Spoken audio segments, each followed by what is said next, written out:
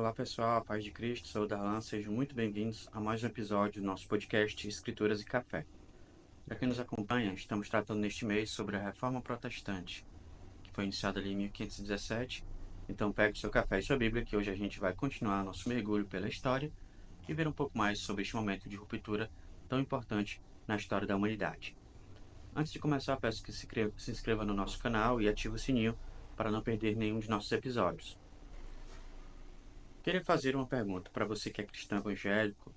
Você já pensou em como seria a sua vida se a reforma protestante não tivesse acontecido?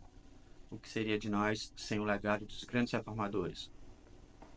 Que fique claro aqui que não vim para falar contra a crença, nem atacar a fé de ninguém, mas sim para contar uma incrível história e te mostrar como a fé e a coragem de servos foram manifestações da mão providencial de Deus na preservação e proclamação da verdade. A reforma teve um cenário favorável para que ocorresse naquele período específico da história.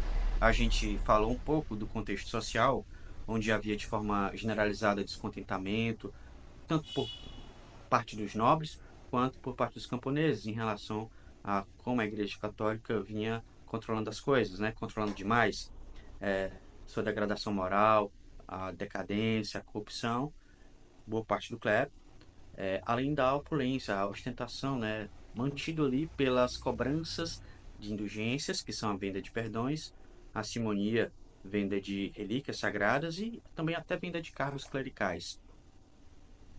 Outros fatores se somam a isso. Tem a questão também, a sociedade estava indignada com o fato de que a Igreja Católica controlava mais de um terço das terras, e daí se achava no direito de cobrar impostos, interferir na política. Galera, naquela época os estados e as nações estavam se formando. Muitas das fronteiras dos países, né, que a gente conhece hoje ainda nem estavam definidas, mas havia um forte sentimento nacionalista e territorialista na população. Um acontecimento fruto daquela época e bem relevante para aquele momento foi a expansão comercial. Muitas estradas foram ampliadas, novas rotas criadas e no momento posterior isso vai colaborar com as missões na proclamação do evangelho fora do solo europeu.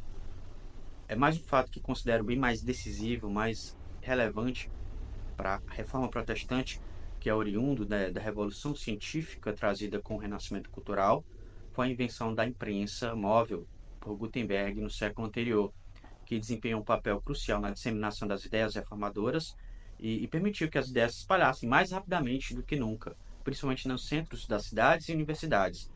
Essa nova tecnologia de propagação de informação, podemos até comparar com a internet na atualidade. Ela possibilitou que o ensinamento, como se diz, viralizasse. Vocês podem perguntar, sim, mas e aquele lance das 95 teses, que foi o estopim da reforma? Vamos falar um pouco antes sobre a vida de Martinho Lutero. Ele nasce em Eisleben, Alemanha, em 1483, de família humilde. Se forma em artes na Universidade de Erfurt, mas já com 22 anos se prepara para ingressar em outro curso, na Faculdade de Direito. Mas durante a viagem é surpreendido por uma forte tempestade e, temeroso da ira divina, ele promete a Santa Ana que, se escapasse, se tornaria monge. E é o que acontece, sai ileso e pouco tempo depois ingressa no convento agostiniano de Erfurt. Depois de estudar teologia, fazer doutorado, né, ordenado padre, também se torna professor de Bíblia, até que, em sua casa, ao ler a passagem de Romanos 1,17, porque nele se revela a justiça de Deus de fé em fé, porque está escrito, o justo viverá pela fé. Lutero foi convencido de que Deus não significava culpa e ira, mas piedade e amor. Ele finalmente entendeu que era declarado justo diante de Deus somente por sua fé. Não eram os seus estudos bíblicos, suas longas orações, nenhum pagamento ou penitência, nem qualquer outra coisa que garantia o perdão de Deus. Ele era justificado pela fé, que é uma dádiva de Deus. Foi essa iluminação de sua vida que fez lutar contra os erros, os dogmas que estavam distantes do que era ensinado pelo Senhor Jesus. Além disso, havia uma forte campanha para arrecadação, né, ali coordenada pelo Papa Leão X, para a reconstrução da Basílica de São Pedro em Roma, através da venda de indulgências, esses perdões. E um dos mais famosos exploradores da fé, um comerciante da fé, é o frade dominicano Johann Tetzel. Lutero um jovem religioso, como vimos, e revoltado com a exploração e da ignorância popular feita pelos sacerdotes em nome do Papa, elaborou e afixou à porta da igreja de Wittenberg as 95 teses contra a venda de indulgências, onde, no final, convoca as pessoas que defendiam esse sistema para debater com ele. Era 31 de outubro de 1517. No dia seguinte, ninguém apareceu. Em pouco tempo, se tornou claro que essas teses exprimiam os sentimentos de boa parte da população e dos príncipes que mantinham relações tensas, com Roma e com o imperador. O sucesso alcançado encorajou Lutero a enviar ao Papa um documento no qual sustentava que as indulgências não haviam sido instituídas por Cristo, e sim pelo Papa. O Papa ordena então a retratação de Lutero, mas este, sob a proteção do príncipe Frederico III da Saxônia, recusa e dá início ali uma campanha aberta dentro da própria igreja. A reação católica foi de acusá-lo de heresia, mas Lutero reafirmou suas posições através de debates, e continuou a escrever suas obras. Em 1521, foi excomungado e enfrentou o Edito de Worms. A reforma luterana se espalhou pela Alemanha e em outras partes da Europa, resultando em guerras entre católicos e protestantes, que culminaram na Paz de Augsburg. Os princípios básicos da reforma incluíam a autoridade da Escritura, salvação pela graça e mediante a fé, o sacerdócio universal dos fiéis, entre outros pilares da reforma. Agora, em relação à Suíça. Ulrich Zwingli, outro reformador considerado precursor do conceito do sola escritura, ou somente a escritura, ele defendia que devemos julgar tudo à luz da Bíblia. Em Zurique, ele entrou em conflito com a doutrina católica e propôs mudanças radicais na igreja.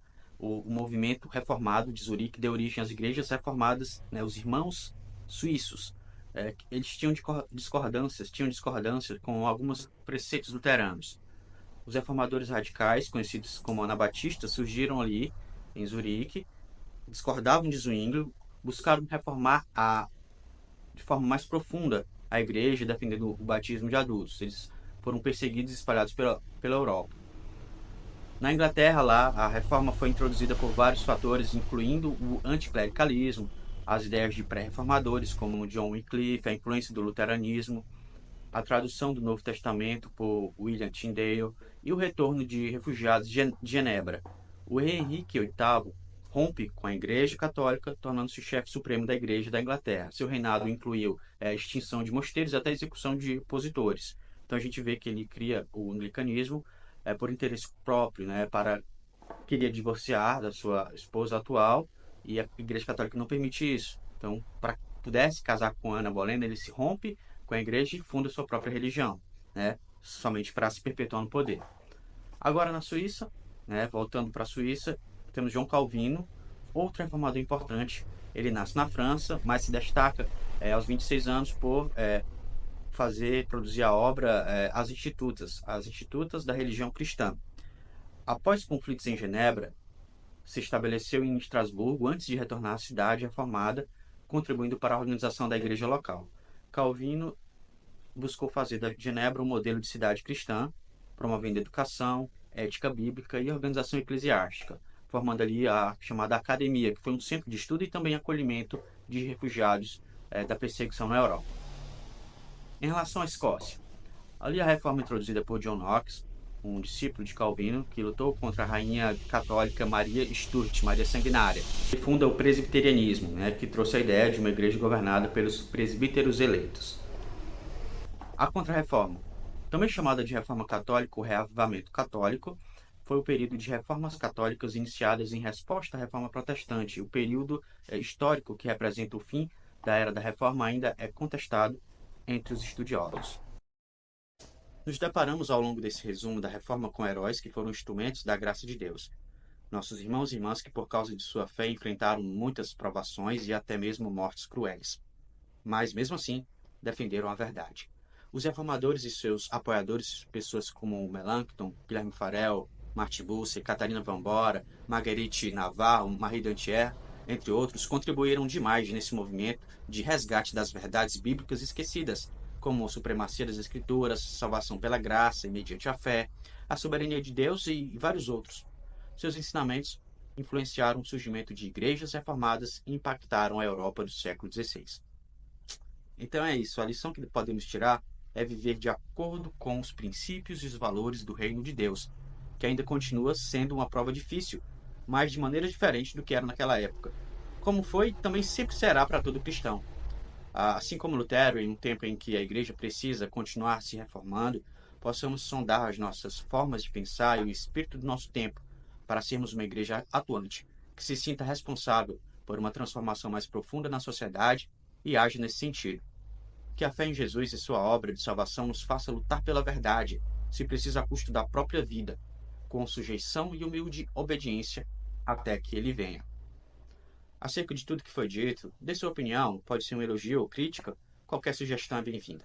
Se achou interessante e relevante o conteúdo do nosso canal, compartilhe aí para seus amigos, sua família e irmãos da igreja. Muito obrigado por nos acompanhar e que a paz de Cristo esteja com vocês.